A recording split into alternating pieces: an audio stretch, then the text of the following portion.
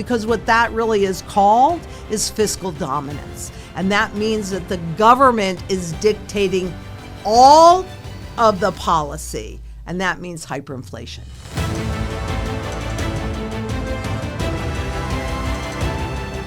Do you think that the collapse of a long-standing system would be easy? Do you think we're just going to slide it? Oh, no big deal. I'm telling you, it never, ever, ever, ever is. That's why it's so important to get into the safety of sound money. And sound money is above all governments, it's above all central banks, it's universal money. But you also need security in food, water, energy, security itself, barterability, wealth preservation. Community has arguably become the most important piece, and shelter.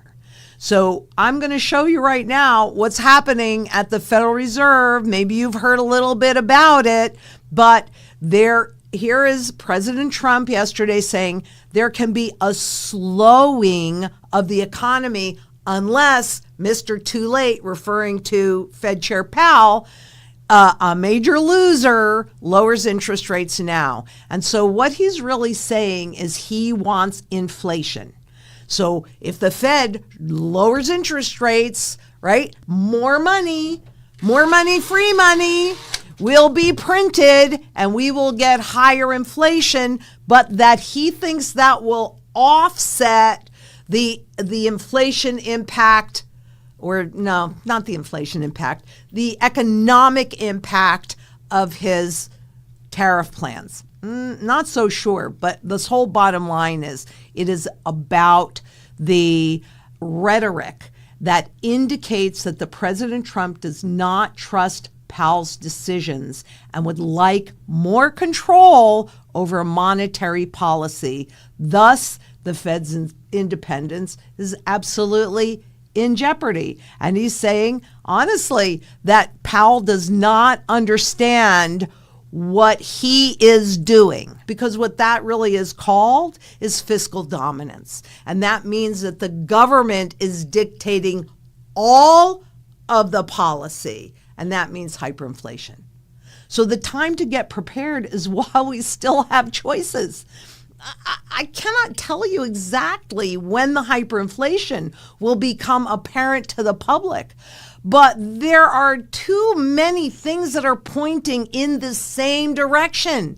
And if you don't have a solid strategy, well, let us help. That's what we're here to do. We are all here to be of service.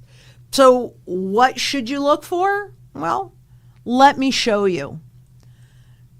Now, fiscal dominance, again, is when the government takes over dictating all of the policy. So they want to print some money, they want to do something. Okay, this is what they do.